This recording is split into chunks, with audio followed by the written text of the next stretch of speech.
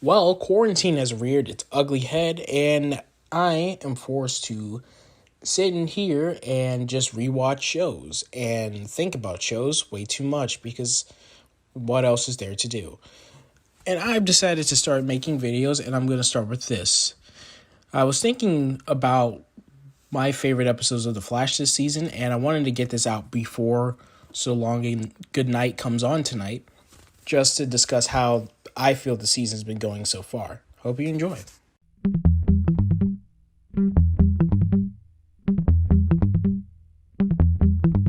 Number 5, Grodd Friended Me. The Flash has a lot of episodes that are about someone going to someone's mind to save someone from the thing that's happening to their body or whatever. And this season has a lot more than other seasons. But out of all of them, I think this is the most fun. I like the idea of Grodd and the Flash working together because it's always interesting when the hero and villain works together. The fact that Grodd remembers the crisis changes. I like the fact that Barry is being really proactive. In this episode, he actually doesn't take everything Grodd says at face value and actually does some investigation himself, and I really appreciate it. Number 4, The Exorcism of Nash Wells.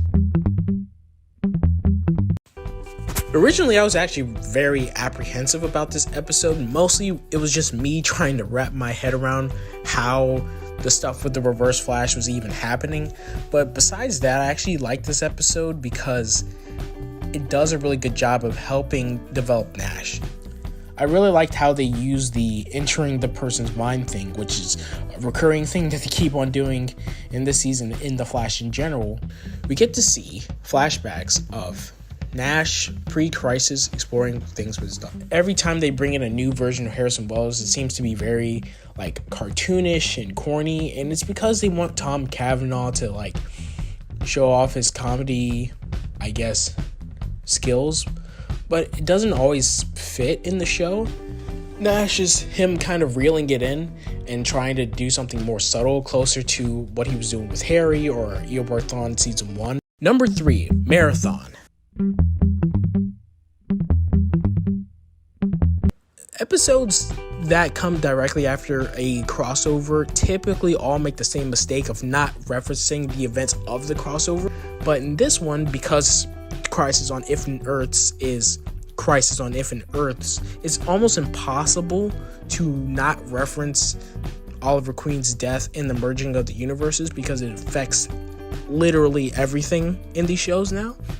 Diggle being there as a guide in the same way that he was a guide to Oliver really does help highlight the similarities between the two characters. This episode also has a pretty good cliffhanger that got me really excited for the rest of the season, so good on you, Marathon. Number 2, A Flash of the Lightning. This episode really resonated with me because typically when we have superhero shows, the idea of death always comes up, but it's normally about a character killing another character, but this is different. It's about a character who has to come to terms with their own sacrifice that they've made or will make in the future. Still like the fight between Barry and Ultraviolet. The speech that Joe gives Barry will always stick with me because I've talked to service members, people in the military about their experience, and they basically feel the same way. It's very similar to how cops feel, and I just love the idea of our badges, our emblems, they are representations about how we have to keep on fighting, and if we need to sacrifice ourselves, we'll do it. I like seeing Jay Garrick back. Jay Garrick is always fun to see. I love John Wesley Shipp, and just, I like the fact that a superhero got an ending. Jay Garrick didn't die. He just retired and started a life with his family. Number 1, Last Temptation of Barry Allen Part 2. Not only do I think it's a really good mid-season finale, I think it's a very good conclusion to the entire Bloodwork plotline. We get to see the team do exactly what they're being trained to do for these last couple episodes, which is survive without Barry. And that ending scene where all of the members of Team Flash are sitting there waiting for a crisis to happen is probably one of the best scenes of this season, because it's just so true and honest to those characters and exactly what the show's about, which is just the family. And it's awkward and it's uncomfortable because it should be. And I like that the episode highlights that. So, yeah. Last Temptation of Barry Allen Part 2 is my favorite episode of the season of Flash. Or at least so far. Well, that was my video, guys. I'll probably keep making these. It was kind of easy to make. Didn't really take me that long. And tonight is actually the night where Flash comes back after this long hiatus. So hopefully I get some more info. I'll start talking about other stuff too. Won't just be Flash videos. But yeah, I'm going to keep making these because I'm slowly losing my brain cells. So stay tuned and thanks for watching.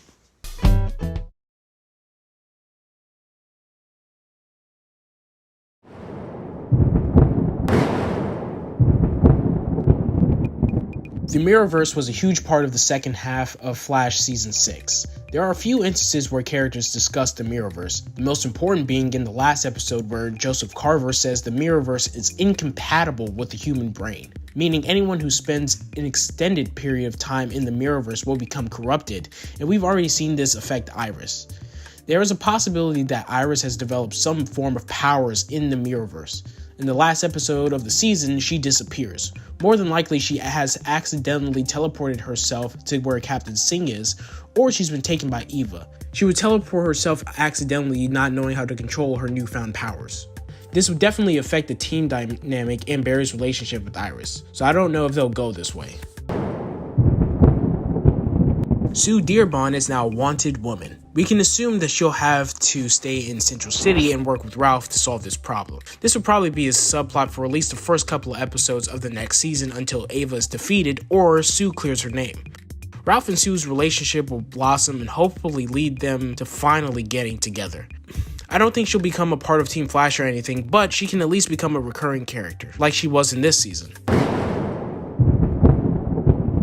Godspeed's duplicates or clones or whatever they are were a recurring plotline throughout season 5 and 6. We recently discovered that he wasn't acting on his own. In the episode Pay the Piper, we discovered that Godspeed's clones were sent by someone who wants infinite velocity. This could be a reference to Velocity X and overall just Speed Force in general. People have speculated that this individual is a character from DC Rebirth called Rajin. I don't know much about him, but after a quick Google search, I can confirm that he is a self-proclaimed god of lightning who tried to take control of the Speed Force. Nothing on the show has helped confirm or reject the idea that Godspeed is working for Rajin, and from this past season, we've seen that Eric Wallace isn't afraid to borrow elements from recent Flash comics. If Bloodwork does show up again, he'll probably show up in a smaller role. But if he doesn't, I think whatever he's planning involves that small bit of lifeblood that's still in Barry's house. You know, the one scene in Liberation where Mirror Iris throws the lifeblood into Eva's mirror. If you go on Netflix and scroll to the right part of the episode, which will be at insert timestamp here, maybe he'll use it to control someone at Argus to let him out. A lot of people think his lifeblood may have something to do with Red Death. I understand where these people are coming from, but I don't think that's very likely. I think Red Death will be a result of them discovering the new multiverse. If you think about it, none of the Earth Prime characters even know that there's a new multiverse. So I think once they do, that's when Red Death will come.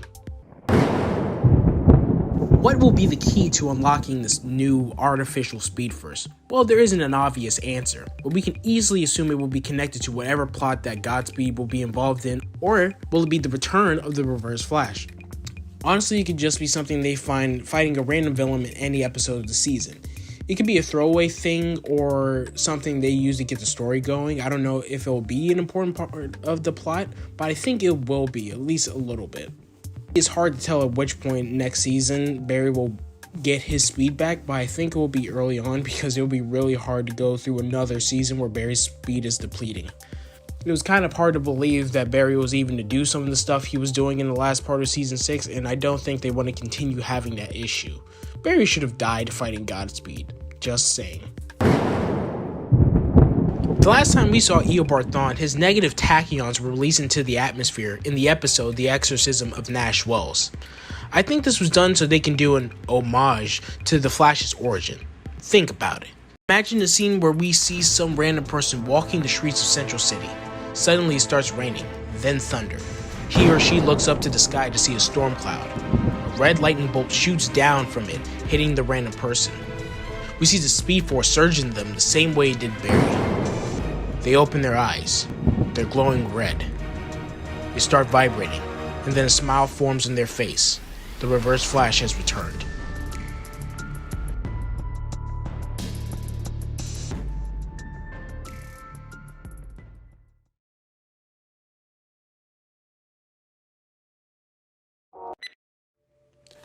Season 1, The Flash did a lot of things. It established Barry Allen, his life, his dynamic with Iris West, and Star Labs as a whole. And from there on, they introduced a character named Caitlin Snow. In Season 1, she was recovering and trying to get over her, dead fiance. Then it turned out he was alive, but then she couldn't be with him, and then they got married at the end of the season. Season 2, in between Season 1 and 2, he, sacrifices himself, and so she does have to then go back to mourning his death. And they quickly try to ship her with another character who turns out to be a villain named, Hunter Zolomon, who was Zoom. Season 3, after Flashpoint, when Barry goes back in time and, changes everything, you have Caitlin now having Killer Frost powers. And they make it seem on the show as if now she's on track to becoming a villain because they establish she has like a second personality within her because of her Killer Frost powers. And ever since Season 3, I feel like the show just has a really hard time finding stuff for Caitlin to do, up to the point where I'm questioning why she's still in the show. Like, the whole Icicle Killer Frost kind of Jekyll and Hyde thing is never interests me, just because, like, Killer Frost is the most interesting when she when she's an antagonist. And so when they have her kind of subdued and held back and just, kind of the whole, her character of being a killer who just has no empathy has now turned into like, she's just kind of like the goth girl, and it's just not that interesting to watch. And this has nothing to do with any type of related controversy or speculation between Danielle Panabaker and Candice Patton. It's entirely stems from just like, they don't really have much for her to do on the show anymore. Like, even Season 6, I felt like she was kind of, benched. Well, she was benched because she was pregnant. So that didn't help her case either. It's not her fault. I mean, I guess it was okay, I'm getting sidetracked. Season 4, really that whole Icicle Killer Frost family thing was just kind of irrelevant. Like, the entire time I was watching it, I was just wondering why it was on. Like, I didn't care about any of that stuff. I wasn't invested in any of it. It has no, weight on the rest of the show, and they just kind of divert attention away from like the main stuff going on with whatever the main season villain is and other characters to give time to this character who ultimately doesn't really need to be there. So yeah, that's how I feel about it. And comment if you disagree, like the video if you want. Yeah.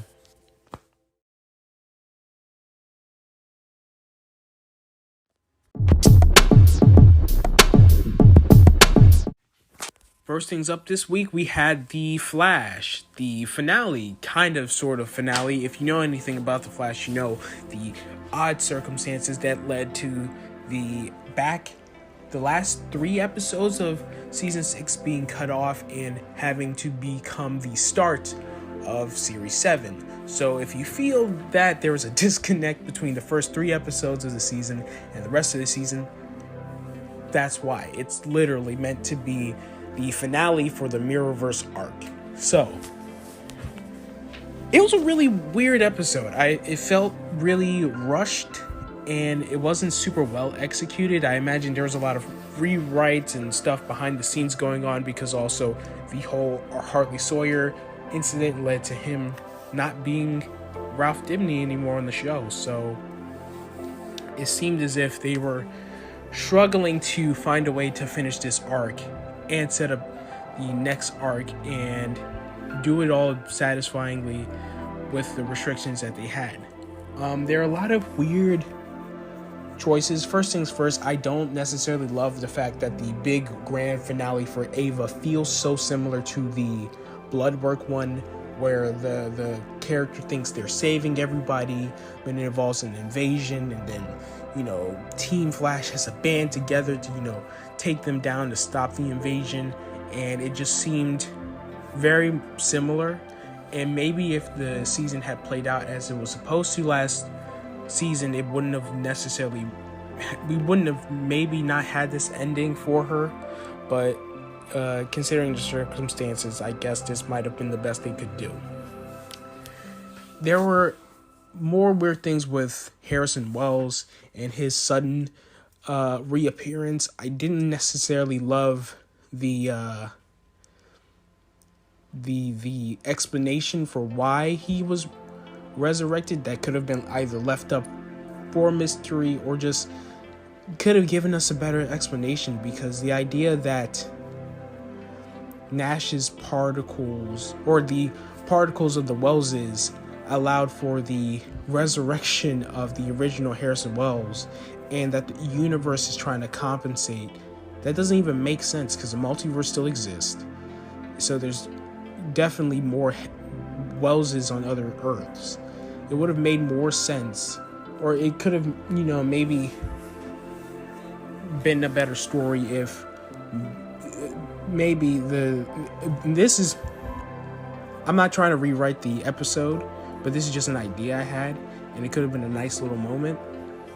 The reason why Harrison Wells was brought back is because the Spectre, Oliver, resurrected him and imbued him with this tiniest of remnants of the Speed Force, and Harrison Wells showed up to give that Speed Force to Barry so he could use it to repower the artificial Speed Force.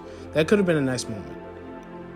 But, fan theories and fan speculation aside, they tried to make it a link between Iris and Barry's relationship with one another, and the idea isn't terrible, because because Barry's a paragon of love. Negative Speed Force is all about channeling your hatred and pain, and so I guess Barry's version would be, love and I guess happiness.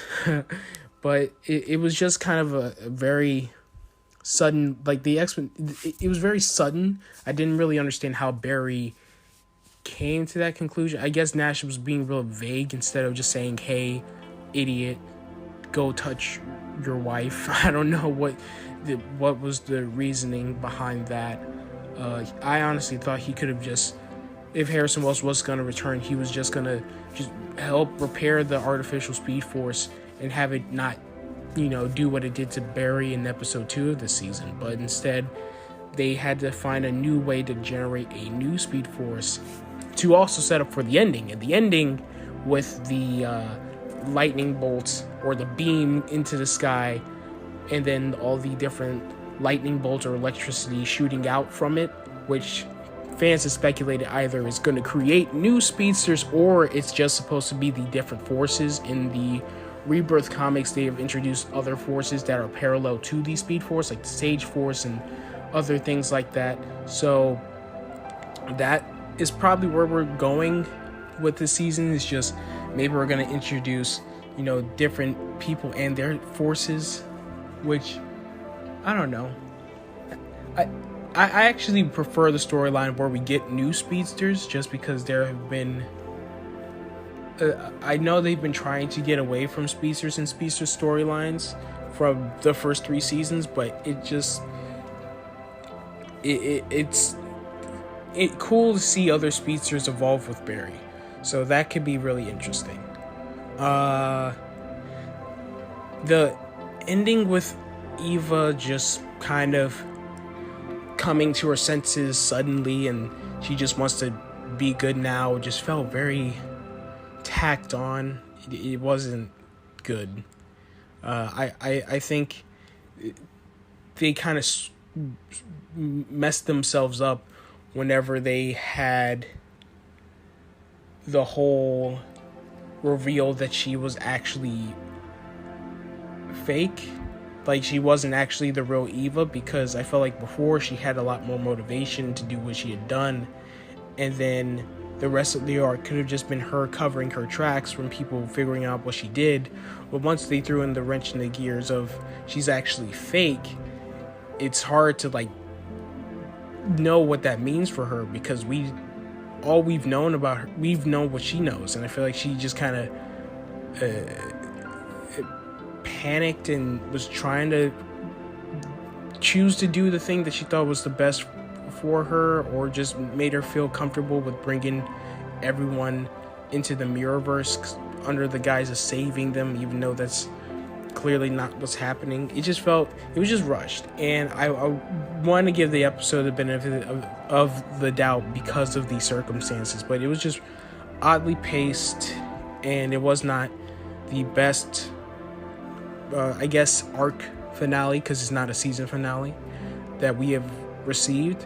I'm just excited moving forward that we're gonna get episode 4 of season 7 to get into the arc of series 7, season 7. I always say series because I've been watching a lot of Doctor Who. So we'll see where all this stuff with the lightning bolts, and Cisco had a suit that gave him artificial vibe powers, and it just kind of plopped out of nowhere. Don't know why. That just happened. Allegra was also like mourning Nash, which is, it makes sense. I hope they really find something for Allegra to do that's not just, being kind of, she just felt like she was meandering, and that the only thing that they had for her to do was just complain about Nash, and that got old real quick. Chester, he's fine. He's just kind of there. I don't know what they're doing with Cecile or Joe anymore, really. They're just kind of in and out of episodes, just kind of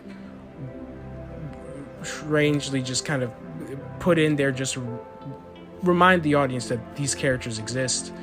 Ralph and Sue could have been cut out entirely. I don't know why they were there. I guess you could have just said that after they released the footage of Eva, Ralph or someone had found the information about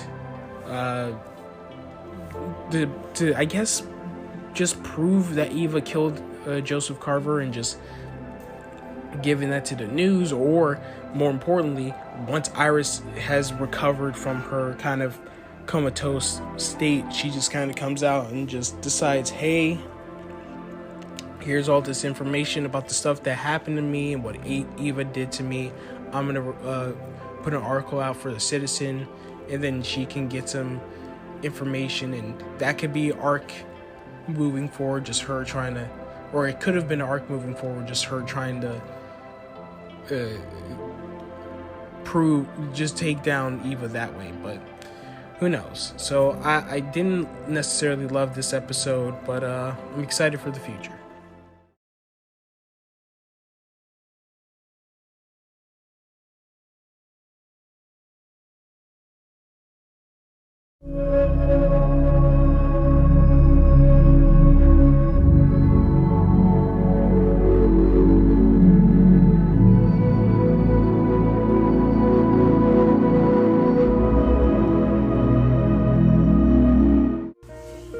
In this newest season of The Flash, after the first 3 initial episodes that gave us the kind of finishing off finale of the Mirrorverse arc, we have entered a new arc with the Forces. And the Forces are, it's a weird plot line so far. The initial idea, or should I say the first moment, where Fuerza, that's what her name is, comes in and kills Abracadabra, that was a good cliffhanger. But ever since then, It was kind of stagnant whenever we were getting introduced to the different forces, but I think now that we have entered more of the finale, I feel, for this plot line with the Speed Force and the other forces, it kind of raises some really odd questions about the nature of the forces themselves. Because if they embody people, so we have the Sage Force, the Still Force, the Strength Force, and then we have the Speed Force. If the Sage, Still, and Strength Force embody these people, then the people themselves are not the forces. But the show kind of treats it as if, because the people have the forces in them, that they make them Barry's offsprings. And like, I understand like the kind of comparison to it, and it would be fine as like a one-off joke, but the fact that they keep making that comparison, and like Psyche calls him dad, and then the Speed Force calls Barry her father, it's just really, really weird. And why, I don't understand why they're taking it so literally. You know, like when Barry was about to go back in time and change the timeline, sure, there are people who were skeptical because Barry making changes to the timeline hasn't always fared well, but the idea of preventing the creation of the forces was a weird like point of contention, because for some reason Iris and Cisco were treating it like if they were to kill the forces, they were going to be killing the people, even though that's not true, because the forces are separate entities from the people. It's just those forces have embodied these people, so those people would have been affected, but it would probably have just sent them back to whatever they were doing before the timeline changed. So I don't understand how that would be a bad thing. And now I just feel like this weird pseudo family dynamic is just really, really odd, and I don't know if this next episode is gonna really do much to help me feel better about it. It's just really strange. I like the actors who play the different forces. I like Psyche. He's probably the best bad guy out of the three. Fuerza is pretty much a CGI monster. Dion, the actor, he's hamming it up a little bit, but you know, he's fine. The Speed Force, I'm very interested in thinking about what the Speed Force what they'll do with her after this, because here are my predictions. Either she has somehow been corrupted and manipulated by Reverse Flash, in that whenever they reactivated the Speed Force, because the beam went up into the clouds, it actually mixed in with the Reverse Flash. He corrupted her, and he's kind of manipulating things so the Speed Force would act kind of irrationally, and then that will lead into the next arc. Or they'll have to kill the Speed Force and make a new one, but I don't see that happening, because the reason why I think that something needs to happen, either the Speed Force is manipulated or they destroy it, is because this Speed Force has just proven not to be trusted. And I can't imagine moving forward with the show with the Speed Force that almost turned on everyone. You know, like whenever like she killed Fuerza, it pretty much kind of made it so I can no longer like sympathize or empathize with her really anymore. So like going back to just being a force where Barry draws power from would be a strange transition. I don't know. Those are my thoughts. Tell me how you feel about these episodes, because I think it's kind of strange, this arc.